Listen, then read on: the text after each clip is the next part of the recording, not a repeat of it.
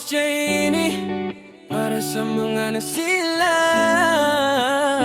Alam nyo to, araw-araw naghihintay ng reply mo. Online ka naman pero di ako kinakausap mo. Tiping ka kanina biglang nawala. Parang feelings ko di mo na pinapahalaga. Hindi ko alam kung may mali ba sa'kin o may iba ka na bang gustong landasin. Simple lang naman hinihingi ko sa'yo, kahit konting oras, kahit konting totoo. Bakit ganito? Parang ako lang mag-isa sa kwento nating dalawa. Ako na lang ang may gana. Kung ayaw mo na sana sabihin mo na, kasi iwan mo ko sa silang palagi. Say mo lang ako, wala man lang reply.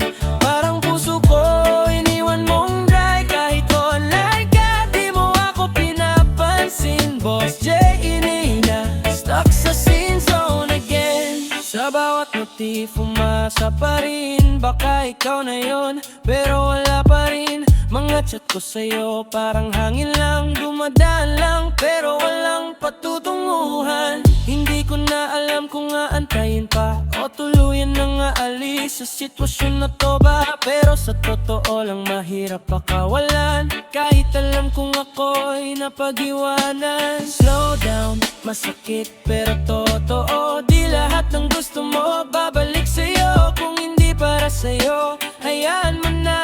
Darating din ang para talaga. Simulan ako, wala man lang reply. Parang puso ko iniwan mong dry. Kahit online ka, di mo ako pinapansin. Boss J, inihina, stuck sa scene zone again. Kung hanggang silang tayo, siguro panahon para bitawan na to.